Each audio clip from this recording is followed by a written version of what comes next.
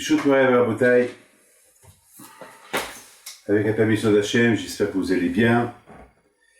Nous sommes aujourd'hui après la fête de Matan Torah. Il faut savoir une chose, que Matan Torah, c'est chaque jour. Matan Torah, c'était pas il y a quelques années. Matan Torah, c'est chaque jour. Il faut savoir une chose, c'est la raison pourquoi chaque matin, lorsqu'on se réveille, on voit une nouvelle journée. Voilà. Et chaque fois lorsqu'on veut manger, c'est comme si on n'a pas mangé hier. On a toujours faim, on a toujours envie de manger. Et donc, Matan Torah, ce n'est pas rien que... Enfin, vous savez très bien que chaque année, lorsqu'on lit la paracha du Yitro, ça nous rappelle le jour de Matan Torah, mais il faut savoir une chose, que Matan Torah, c'est pas il y a quelques milliers d'années, c'est pas une fois dans l'année, c'est pas deux fois dans l'année, c'est pas que 3 fois, c'est chaque jour. Et c'est la raison pourquoi Akadosh Baruch Hu, il a fait tant de miracles au Bnei Israël en Égypte, uniquement pour que les Bnei Israël jamais ils oublieront que la raison pourquoi Hachem il les a libérés, uniquement c'était pour leur donner la Torah. Et Baruch Hashem, si le peuple d'Israël, il existe jusqu'à maintenant, c'est parce que c'est cette Torah qu'on a reçue il y a quelques milliers d'années, c'est cette Torah-là qui nous maintient. C'est tout. Regardez, c'est Baruch Hashem, on n'a pas changé, la Torah ne change pas et personne ne peut venir changer la Torah. Même les grands rabbins ne peuvent pas venir, même si Moshe Rabbeinu vient aujourd'hui, il ne peut pas nous faire changer une halakha, une loi. La Torah, c'est tous les jours, c'est ta vie, c'est un livre, des lois, c'est un Shulchan Aruch, c'est des lois qui ne peuvent pas être changées, c'est tout. Ce qu'on a reçu au Mont Sinaï, c'est ce qu'on a jusqu'à maintenant. Et la Torah, elle est adaptée à toutes les générations, c'est-à-dire que même aujourd'hui, qu'il y a toujours des nouvelles, des choses qu'il n'y avait pas à l'époque, alors est-ce que c'est permis, c'est pas permis. Donc, la Torah, elle mentionne tout. Celui qui est intelligent, donc dans la Torah, il va trouver tout. Aforba et Aforba de Kolaba, comme on dit qu'il y a tout dans la Torah. Maintenant, mes amis, aujourd'hui, vous savez que cette paracha d'aujourd'hui, c'est la paracha de Mishpatim. La paracha des lois. Alors écoutez très bien. Dans cette paracha de Mishpatim, elle nous parle des esclaves. Si tu achètes un esclave, combien de temps il reste chez toi, et après il reste chez toi 6 ans. Alors, à l'époque, il y avait toujours le business des esclaves. Vous savez qu'aujourd'hui, ce business, il n'existe plus, mais à l'époque, le business des esclaves, il existait. Alors, à cette époque-là, même ça, il fallait des lois. Pourquoi? Parce qu'à l'époque, il y avait des esclaves et que les gens ils faisaient le gros business des esclaves, et à l'époque, les esclaves, c'était à vie. Elle vient la Torah et dit, tu peux acheter un esclave, mais tu ne peux pas l'acheter à vie. Tu peux l'acheter uniquement pour une durée de 6 ans. Et après 6 ans, tu le libères. Et non seulement tu le libères, mais il faut lui donner de tout ce que tu peux lui donner, puisque 6 ans, elle a travaillé chez toi, nuit et jour, donc tu ne vas pas le renvoyer comme ça, il faut lui donner, le pauvre, un peu d'argent, et il faut lui donner de tout ce que tu peux lui donner. C'est des lois. Maintenant, il faut savoir une chose, que nos sages ils disent qu'à l'époque, celui qui achète un esclave, il achète, c'est pas un esclave qu'il achète, mais il achète un patron. C'est quoi il achète un patron? Parce qu'à l'époque, un esclave, les gens ils faisaient de l'esclave ce qu'ils veulent. Mais vient la Torah et lui dit non, tu ne peux pas faire de l'esclave ce que tu veux. Déjà, il a un titre d'esclave. Puisqu'il a un titre d'esclave, alors il faut savoir, il faut lui donner un lit. S'il y a un seul repas pour le patron, il n'y a pas pour l'esclave, alors tu donnes à l'esclave en priorité. C'est-à-dire que finalement, toujours, l'esclave n'est pas son priorité. C'est vrai, c'est ton esclave, mais c'est ton patron aussi. Regardez quels sont l'esclave à Akadosh Baruch Hu qu'il t'a donné. Maintenant, ce business des esclaves, moi je me suis posé une question. Quelle est la raison qu'il y a cette notion d'acheter un esclave? Je sais pas, c'est quoi cette notion-là d'avoir un esclave? Ça veut dire que Bien sûr que on doit, vous savez, le premier esclave qu'il y a eu, c'était lorsque, je ne vais pas rentrer dans beaucoup de détails parce qu'après on va sortir du cours, mais le premier esclave c'était le fils à Noah, qui s'appelle Ham, parce que il a fait du mal à son père. Alors son père, il l'a insulté, il lui a dit, il l'a insulté, il l'a maudit, il a dit que ta famille sera maudite, que tes enfants ils seront les esclaves de Shem et Yafet. Voilà, c'est une malédiction qu'il a maudit. Donc à partir de là, la notion de l'esclave a commencé. Et bon, après, vous savez, vous connaissez tous l'histoire des Juifs qui étaient en Égypte, qui étaient des esclaves à Paro. De là-bas, on apprend cette notion d'esclavage. Et après, Akash nous a libérés de l'esclavage, de l'esclavage de l'Égypte, et Hachem, il nous a donné la Torah, et Hachem nous a dit, voilà, à partir de maintenant, vous n'êtes plus esclaves, vous êtes des gens libres, mais vous allez être Avadaim, mes serviteurs, mes esclaves. Alors, il faut savoir une chose, que c'est quoi la notion d'esclave? C'est quoi cette notion d'esclave? C'est quoi? Alors, on va prendre le Eben Ezra. Le Eben Ezra, il dit, c'est quoi? Pourquoi Hachem, il a eu pitié des esclaves? À tel point que Hachem, il a voulu que si jamais on achète un esclave, on a acheté un esclave parce que il a volé de l'argent et que ce monsieur-là, il n'a pas d'argent pour payer sa dette, donc le Beddin de l'époque, ils vont le vendre comme un esclave à quelqu'un qui va payer sa dette. Et de là, il va devenir esclave pendant un laps de temps de 6 ans. Alors, il faut savoir une chose, que vous savez qu'un esclave, il n'est pas obligé de faire Torah et Mitzvot. Pourquoi? Parce que, étant donné qu'il a un patron, donc il ne peut pas avoir deux patrons, et le bon Dieu et son patron. Donc ça veut dire que il est pas obligé de faire Torah et Mitzvot, parce qu'il a un patron, parce qu'il est obligé. Imaginez-vous que au moment qu'il doit aller faire sa prière, son patron lui dit, hey, il faut que tu me fasses ceci et cela. Donc la Torah, elle a rendu libre de faire les mitzvot.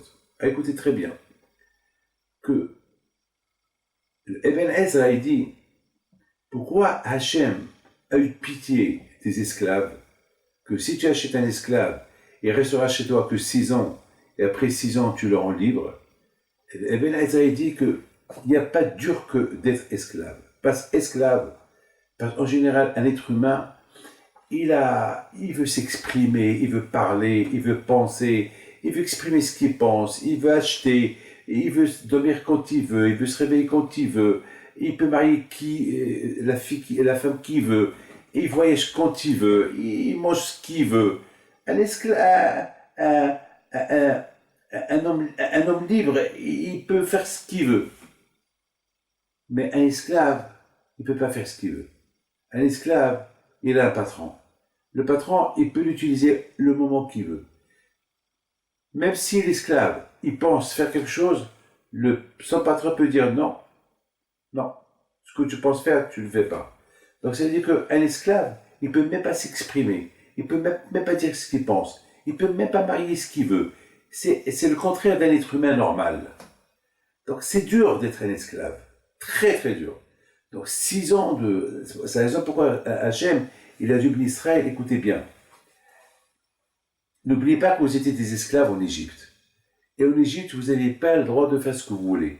Regardez, on vous a utilisé, les Égyptiens, vous a utilisé nuit et jour. Vous n'avez même pas le droit de faire n'importe quoi, vous étiez pas vous. Alors maintenant, si vous achetez un esclave, ne soyez pas cruel avec lui, soyez sage avec lui.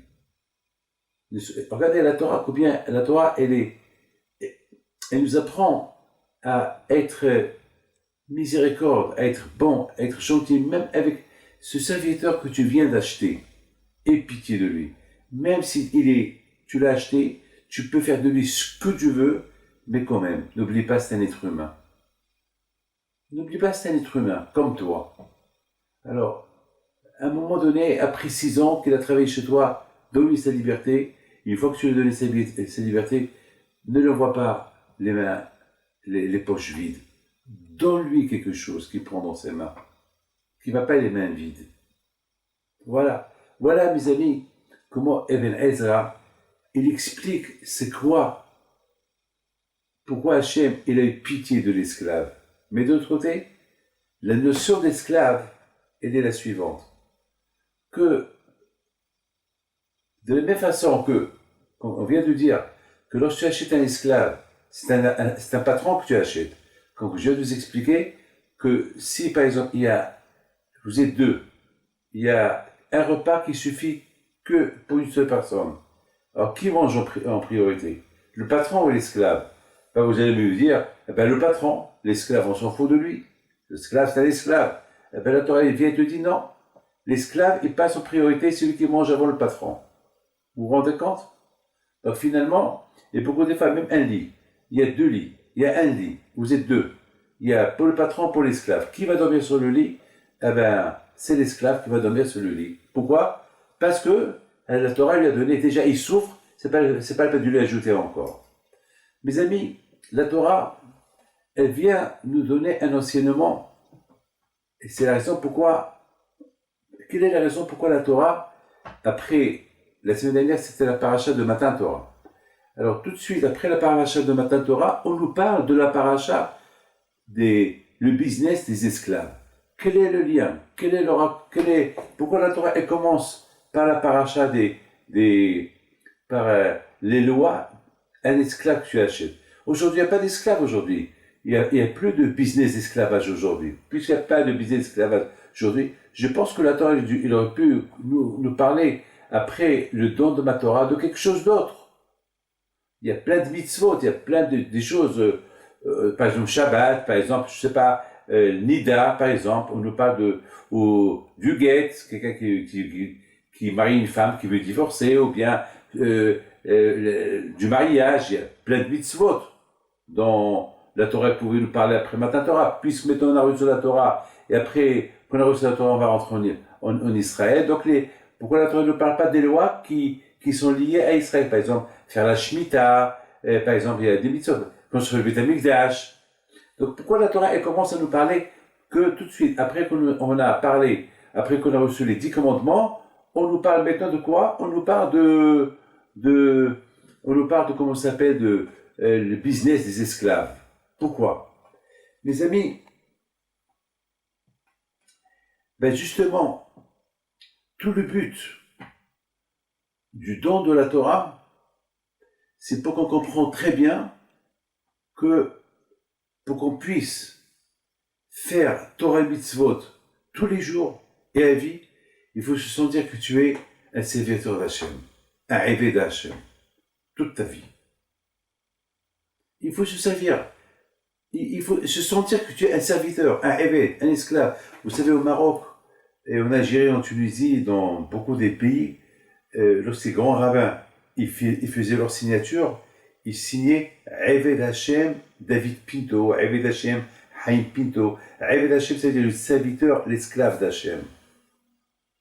Alors, je pense, mes amis, c'est ça le but de Matan Torah. Le but de Matan Torah, c'est que je vais me soumettre à partir de maintenant à Hachem. Je vais être son serviteur. Je vais être comme celui-là, comme cet esclave-là, que maintenant, il a un patron. Parce que il a une dette et qu'il n'a pas de quoi payer sa dette, alors on le vend pour être l'esclave de quelqu'un. Alors nous aussi, on a une dette vis-à-vis d'Hachem. C'est quoi la dette que nous avons vis-à-vis d'Hachem? La vie. L'argent qu'il nous donne. Tout ce qu'il nous donne, c'est des dettes. C'est une dette qu'on a. Écoutez, qu'est-ce que nous, on donne à Hachem par rapport à ce que lui nous donne? Vous rentrez dans un magasin.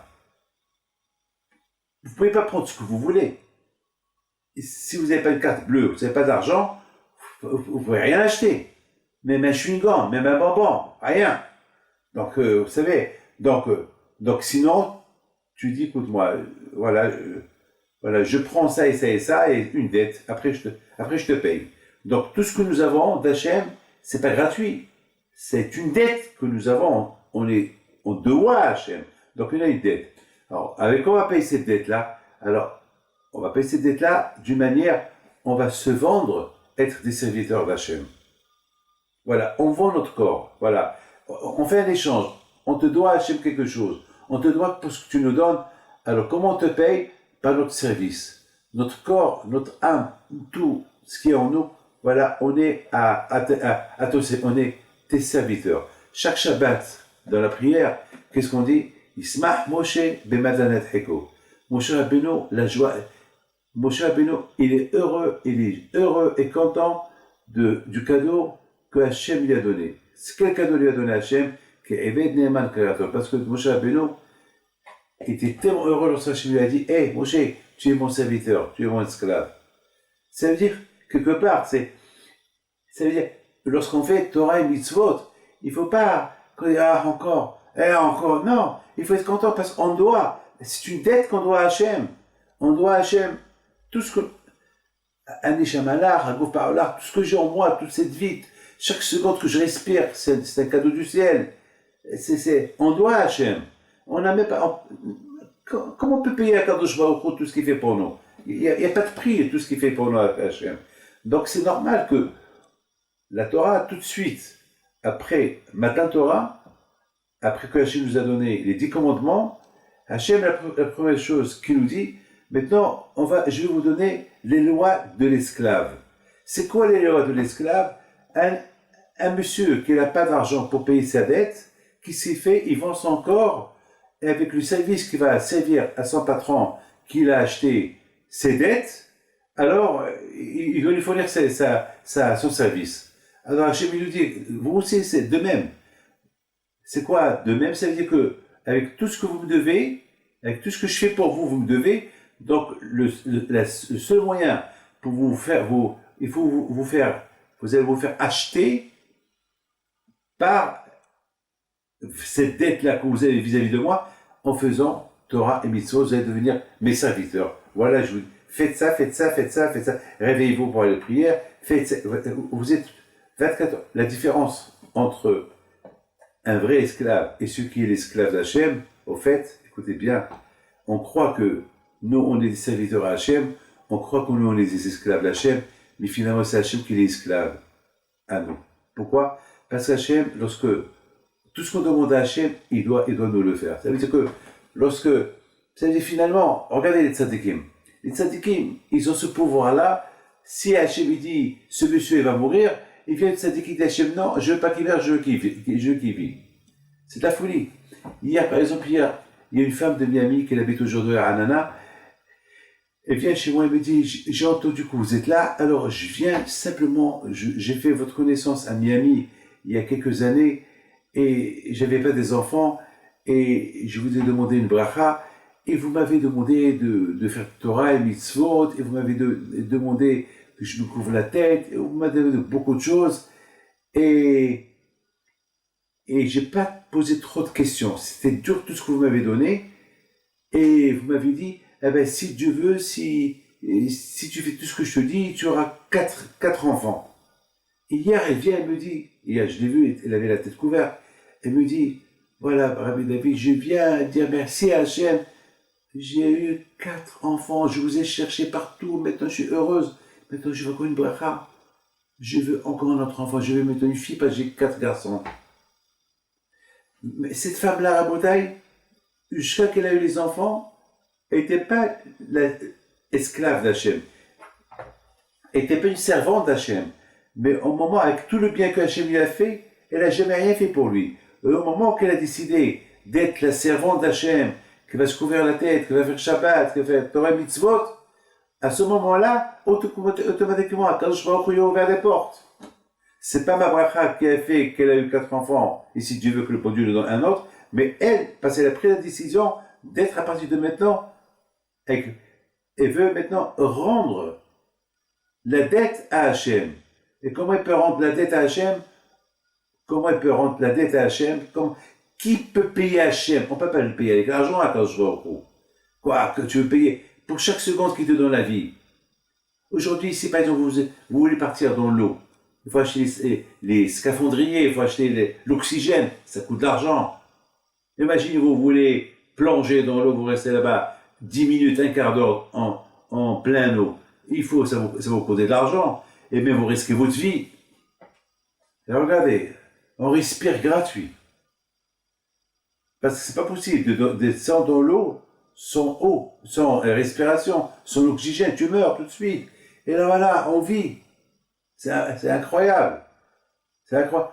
Si vous allez dans la Lune, là-bas il n'y a pas d'oxygène, là-bas il n'y a rien du tout. Là-bas pour aller là-bas, ça va te coûter des milliards pour rester là-bas quelques minutes. Ici, voilà, on vit, on respire. Imaginez-vous un monde sans oxygène, c'est la fin du monde. Alors, avec quoi on va payer le bon Dieu? Avec quoi? Eh bien, on paye le bon Dieu avec les services qu'on lui rend. On est ses serviteurs. Il nous donne des mitzvot et on les fait. Tant qu'on est vivant. Combien l'esclave est resté esclave chez son patron? 6 ans. La 7e année, il est libre. Eh bien, combien on vit dans ce monde-là? 70 ans. Et ce qu'on vit en plus, c'est un bonus. C'est un bonus que Hachem nous donne en plus. Donc voilà la bouteille, pourquoi la Torah, tout de suite, après Matan Torah, la Torah, elle nous parle comment ça s'appelle, le business des esclaves. Pourquoi? Parce que la Torah, elle veut nous mentionner l'idée du business des esclaves que nous, on doit être avec Hachem. C'est un business. Hachem, il nous donne la vie, il nous donne ce qu'on veut, et avec quoi on va le payer? Eh ben, on va le payer avec notre service, avec mes mains, avec mes yeux, avec mes oreilles. Comme l'esclave. L'esclave, il a droit à rien faire. L'esclave, il est tout entier acheté pour son patron. Nous aussi, on doit être complètement acheté pour notre patron, qui est Hachem. Avec les yeux, avec la bouche, avec les oreilles, les pieds, les mains, c'est tout. Et on est gagnant dans l'affaire. Pourquoi on est gagnant dans l'affaire? Parce qu'on croit qu'on fait du bien à Hachem, et le contraire, c'est Hachem qui nous fait du bien, parce que tout ce qu'on veut, il nous le donne. Et parce qu'il nous donne ici, il nous donne Gan Eden là-haut. Voilà, regardez, avec l'idée et l'image de cette femme-là, c'est extraordinaire. Cette femme que j'ai rencontrée hier à Nana, que j'étais en train de donner un cours de Torah, elle m'a entendu des heures et des heures jusqu'à que je suis sorti, simplement pour me dire merci. Je lui dis, madame, merci à Hachem. Surtout, je la vois avec une perruque, je la vois habillée de tsnéot et tout. Il me dit, voilà, bon Hachem. Donc, au moment qu'elle a décidé de être la servante d'Hachem, tout de suite, les portes sont ouvertes pour elle. Mes amis, c'est la raison, je pense, pourquoi la Torah, tout de suite, la Torah, elle nous parle après Matan Torah, elle nous parle de ce business, de ce business d'esclavage. Et je pense que c'est la notion de l'esclavage, je pense, la notion d'esclavage, si elle existe, le mot esclave, depuis tout le temps, depuis la création du monde, c'est pour nous enseigner que, de la même façon qu'un esclave, ce qu'il doit à son maître, eh bien, comme ça, combien nous, on doit se sentir des servants, des serviteurs, des esclaves d'Hachem, et combien on doit montrer à Hachem, combien on lui doit, combien on lui doit, et lui devant tout, et il y a une dette qu'on doit lui payer. Et la différence, elle est que Hachem, il nous paye, et dans ce monde-là, et dans l'autre monde. Mes amis, aujourd'hui, ça n'existe pas l'idée de l'esclavage aujourd'hui. Il n'y a plus d'esclavage. Il n'y a plus aujourd'hui d'esclavage. Aujourd'hui, le monde entier, il est contre l'esclavage. L'Amérique a fait une révolution pour qu'il n'y ait plus d'esclavage. Bon, aujourd'hui, dans le monde, il n'y a plus la notion d'esclavage. À l'époque, il y avait les Romains qui faisaient du commerce avec des esclaves, etc. Aujourd'hui, il n'y a plus ça. Mais il est resté l'idée, ce qu'on peut apprendre jusqu'à maintenant, d'un esclave. De la même façon qu'un esclave, dans la Torah, elle parle l'esclave du passé, eh ben, l'esclave humain du passé vis-à-vis de son patron, il n'existe plus aujourd'hui, mais l'idée d'un esclave vis-à-vis un serviteur par rapport à Hachem, l'idée, elle existe jusqu'à maintenant encore. Maintenant, mes amis, je voudrais simplement arriver à vous expliquer quelque chose d'extraordinaire. Vous savez combien on doit se sentir qu'on dépend, de la même façon qu'un esclave, il a un patron, il dépend que de son patron, et il dort en pensant à son patron, il se réveille en pensant à son patron, chaque mouvement qu'il fait, on pense à son patron, et il veut manger, il demande à son patron, et tout ce qu'il a, il appartient à son patron. C'est-à-dire que finalement, il y a quelque chose à prendre de là. C'est-à-dire que ce monsieur-là, cet esclave-là, c'est comme s'il est inexistant pour lui. Il est que pour son patron. Eh bien, mes amis, nous aussi, Hachem, il a fait, lorsque les Juifs ils ont quitté l'Égypte, Hachem, il a fait beaucoup de choses pour que l'être humain, pour que le Juif, il croit tellement en lui et qu'il ne dépend que de lui. Prends par exemple l'idée, par exemple, j'ai vu un grand tzaddik qui s'appelle Ismaël Israël. C'est un grand tzaddik. Alors, il dit comme ça, il dit, quelle est la raison que nous on donne à manger aux oiseaux? Regardez, beaucoup de fois, vous voyez maintenant, vous allez à Londres, à Trafalgar Square, vous allez voir là-bas des gens qui achètent à manger et donnent aux oiseaux. Et l'idée des oiseaux, on dirait qu'on aime les oiseaux. On voit toujours ce qui reste comme pain, on donne. Pourquoi? Il dit comme ça, il dit, en général, un chien, il est chez toi, tu es obligé de lui donner à manger. Une vache, elle travaille pour toi, tu es obligé de lui donner à manger. Un cheval, c'est ton cheval, tu es obligé de lui donner à manger. En général, les animaux qui sont avec toi dans la maison, tu te sens une obligation de leur donner à manger. Mais un oiseau, tu n'es pas obligé de lui donner à manger. Et pourtant, tu lui donnes. Un chien, c'est ton chien, tu lui donnes à manger. Un chat, c'est ton chat parce qu'il est là, il surveille s'il y a des rats ou il n'y a pas de rats. Il te fait un service dont tu lui donnes à manger. Les animaux qui sont chez toi à la maison, ton bétail, tu es obligé de leur donner à manger. Mais les oiseaux, les poulets, tu es obligé parce que après tu les égorges, tu les manges, tu les vends. Mais les oiseaux, par exemple, les oiseaux, pourquoi tu leur donnes à manger? Il dit, lui, Ismaël Israël, de là on apprend combien il faut dépendre d'Hachem.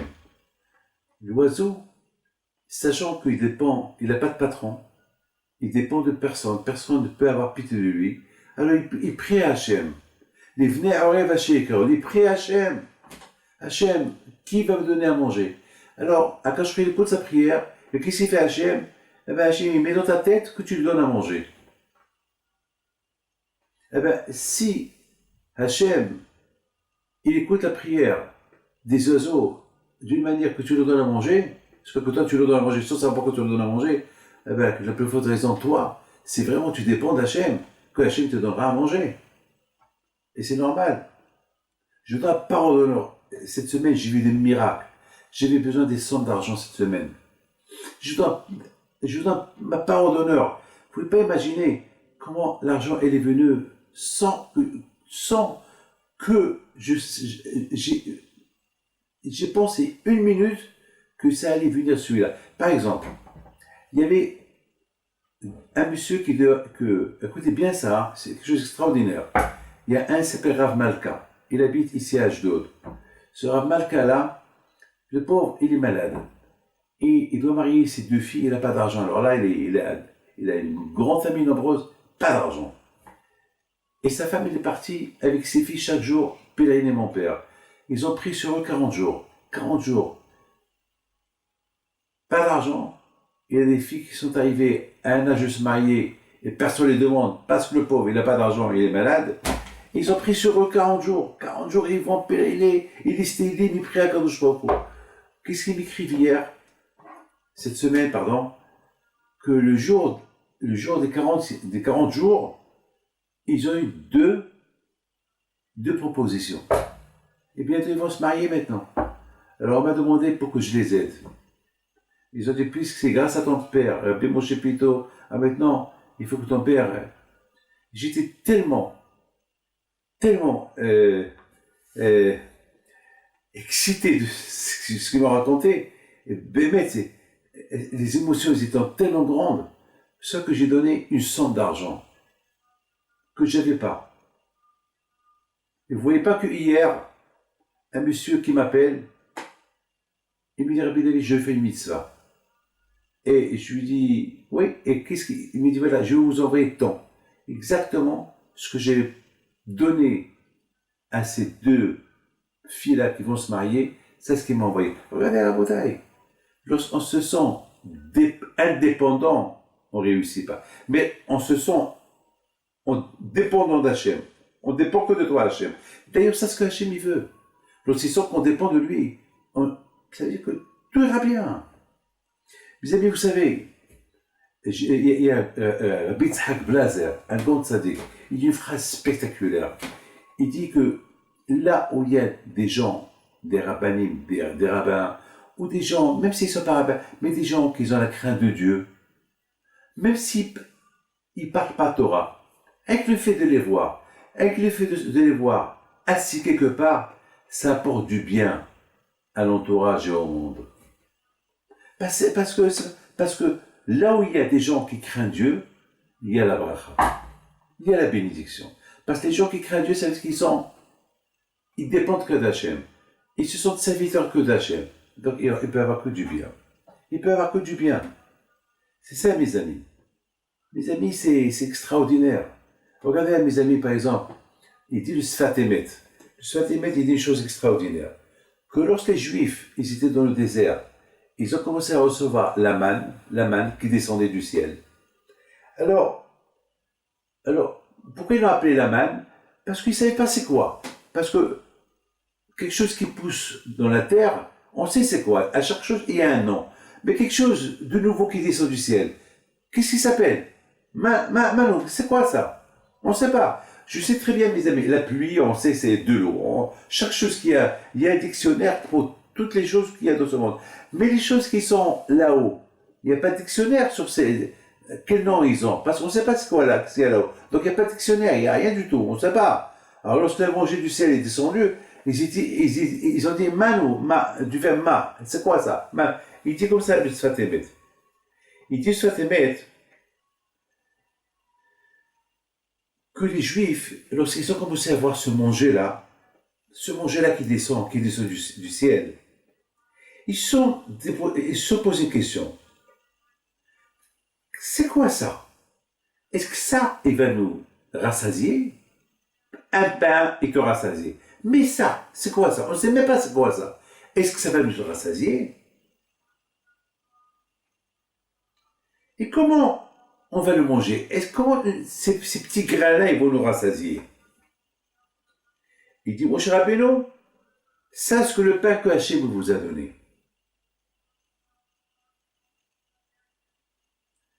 C'est ce que Hachem il veut. Hachem il veut qu'on dépend de lui. Que la parnassa, il vient de lui. Parce que beaucoup des fois, on ne sait pas d'où la parnassa elle va venir. Eh bien, on ne sait pas d'où elle va venir la parnassa. D'où la parnassa vient. Là aussi, les Juifs, ils étaient dans le désert, ils ont faim, et ils ne savaient pas d'où le manger il allait venir. Il faut toujours avoir cette sensation que de là où tu ne penses pas que ça va venir, c'est de là-bas que ça va venir. Oui. Ça, c'est le pain qu'il nous a donné Hachem. C'est ça ce que Hachem veut de nous. Que lorsqu'on dépend que de lui, et on ne sait pas d'où la parnassa va venir, et on prie Hachem, et la parnassa va venir.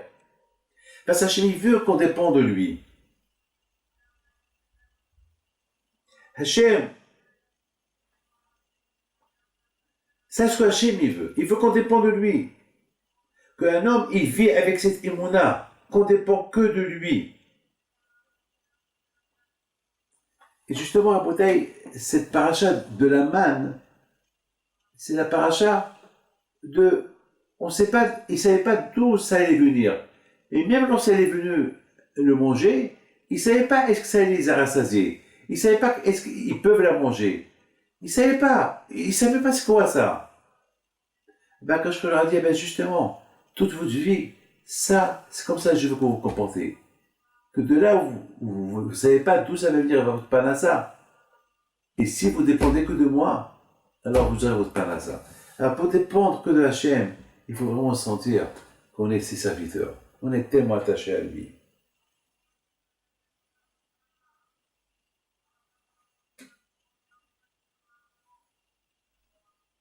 Mes amis, avec l'aide de Akadosh Baruch Hu, je voudrais simplement vous dire combien cette paracha-là, elle est importante après la paracha de Matan Torah. Et je termine avec une seule question. Lorsqu'Yitro est venu pour se convertir, c'est écrit que Yitro a entendu que la mer s'est coupée, et Yitro a entendu la guerre de Amalek, et que le grand miracle, les Juifs, ils ont traversé la mer Rouge, et qu'après les Égyptiens, ils se sont noyés, et après, il est venu Amalek qui leur a fait la guerre, et les Juifs, ils ont gagné la guerre. Et pourquoi Amalek est venu leur faire la guerre? Parce que les Juifs, ils sont un peu relâchés de la Torah, et Amalek, il est venu pour les rappeler, hein, lorsqu'on se relâche de la Torah, c'est grave, et c'est pas normal, avec tous les miracles que vous avez vus, vous êtes relâchés de la Torah, non. Alors voilà, c'est ce que Yitro, il a entendu. Alors qu'est-ce qu'il a fait Yitro? Tout de suite, Yitro, il a pris la décision que il faut pas trop attendre, il faut maintenant aller dans le désert se convertir. Il a entendu que beaucoup des vases, on est chaud, après on peut se refroidir. Tant que je suis chaud maintenant, alors il faut que je vais. Beaucoup des fois, des gens qui voient des miracles, ils sont chauds, ah, il y a Dieu, et après ils se relâchent, après ils se refroidissent. Alors, pour ne pas se refroidir, il faut vraiment être un serviteur d'Hachem. Il faut dire, à partir de maintenant, je vais faire ceci et cela. Bon, je me suis posé une question ce matin. Pourquoi la Torah ne dit pas qu'Yitro, il a entendu qu'il y avait quelques millions de Juifs dans le désert et le manger du ciel descendait de chez eux? Chez eux. C'est un grand miracle que la manne descendait. Pourquoi la Torah ne dit pas ça? Pourquoi la Torah ne dit pas qu'Yitro, il a entendu que des millions de Juifs qui étaient dans le désert, ils étaient entourés avec des 7 nuées pour les protéger du soleil et du froid, et qu'il y avait là-bas une rivière, le puits de Myriam qui marche avec eux. C'est des miracles, ça. Vous imaginez? Le manger qui descend du ciel chaque matin, et le soir, il y avait des pigeons qui arrivaient en masse. Chaque jour, ils avaient de la viande, le soir, et le matin, le pain. C'est de la folie. Mais rien que ça, il y a de quoi devenir fou. Et surtout, comment ça se fait que les Goïms ne sont pas venus aussi? Attends, puis ça, dans le désert, il n'y a rien du tout dans le désert. Hachem, il veut qu'on dépende de lui, et voilà, depuis que les Juifs ils dépendent de lui, voilà, ils ont tout ce qu'il faut. Alors pourquoi crever, pourquoi souffrir? Autant venir dans le désert et dépendre d'Hachem, et j'ai tout ce qu'il faut, que de rester sans rien. Vous savez pourquoi? Alors pourquoi la Torah ne dit pas qu'Yitro, il a entendu ça aussi, il est venu? Alors mes amis, écoutez bien. Écoutez bien. La Torah est dit comme ça. La Torah est dit que, écoutez bien ce que je vais vous dire, c'est important. La Torah, elle est spectaculaire, la Torah. Yitro, bien sûr qu'il a entendu que le manger descend du ciel. Bien sûr qu'il a entendu qu'il y a de l'eau dans le désert qui va avec eux. Il a entendu que personne ne pouvait pénétrer les 7 nuées que Hachem il a protégé les Juifs avec. Tout ça, il a entendu. Mais c'est pas ça qui l'a poussé à venir se convertir. Pourquoi? Parce que, malheureusement, il y a toujours des réponses. Il aurait pu dire... les gens pouvaient dire, peut-être... c'est des imaginations, que c'est de l'eau qui tombe du ciel, un manger qui tombe du ciel. C'est des choses que vraiment, c'est loin de l'imagination à croire. De l'eau, peut-être ils ont trouvé un puits dans le désert, pourquoi des fois ça arrive des puits du désert. Les nuées, ça veut rien dire. C'est peut-être il y a eu cette coïncidence des nuées qui se forment dans le désert, soi-disant qui protègent les Juifs. On peut toujours trouver des réponses. Il y a toujours des réponses à trouver. Peut-être, il y a toujours un peut-être. Donc, c'est la raison pourquoi c'est pas ça qui a poussé Yitro à venir. Ce qui a poussé Yitro Bémet à venir, c'est des choses réelles. Parce que mes amis, écoutez très bien. C'est quoi l'aïmouna? J'ai vu dans un livre qui dit que l'aïmouna, elle commence lorsqu'on réfléchit. Je répète ce que je vais dire. Que l'aïmouna, la foi en Dieu, elle peut pas venir la foi si on pense pas. Si on pense pas, on peut pas avoir l'aïmouna. On peut pas. Il a beaucoup pensé. Ce qu'il a vu, qui a atteint souffle. La mer qui se coupe et tu vois des murailles d'eau allant vers le ciel. Ça lui donne à réfléchir. Ça lui donne à réfléchir que Dieu, il n'y a que lui qui peut faire tout ça. Mais de l'autre côté, il a vu, aïe aïe aïe, Amalek, avec tout ce que lui aussi il a vu, ce que moi j'ai vu, ce que les Juifs ils ont vu, ce que le monde entier en veut, lui aussi il a vu ça. Et malgré tout, il est venu faire la guerre aux Juifs. C'est-à-dire que Amalek, avec tout ce qu'il a vu, ça lui donnait ni chaud ni froid. Il a toujours mis le doute. Même avec ce qu'il a vu, il a mis le doute. C'est-à-dire qu'il ne s'est pas donné la chance à réfléchir. Lorsqu'on se donne la chance à réfléchir, on arrive à avoir la foi en Dieu. Mais lorsqu'on ne se donne pas la chance à réfléchir, jamais on saura. Pourquoi il y a des gens athées? Parce qu'ils ne veulent pas réfléchir. Ils sont bornés, ils sont têtus. Ils sont têtus. Yitro, non. Il a réfléchi. Il avait la réflexion, il est arrivé à avoir la foi en Dieu et venir. Il a vu que si je ne viens pas tout de suite, et si avec tout ce que j'ai vu, je ne viens pas à me convertir tout de suite, je vais me refroidir comme tout le monde se sent refroidi. Je vais y arriver à être pire que Amalek, que lui ne veut même pas penser. Lui au moins, il n'a pas pensé. Mais moi j'ai pensé et j'ai la foi. Et après je vais me relâcher, c'est encore plus grave. C'est ça qui l'intéressait le plus. C'est pas le manger qui l'a intéressé. C'est pas l'eau qui l'a intéressé. Il vient ou il vient pas. C'est pas les nuées qui l'ont intéressé. Ce qui l'a intéressé, c'est le Créateur. Lui-même. Lui qui fait tout. Parce que si, vraiment, tu as mon nom en Dieu, avec une grande réflexion, après, toutes les portes, y sont ouvertes. Mes amis, que le bon Dieu vous protège, que Dieu fasse qu'on soit des vrais serviteurs Hachem. Amen.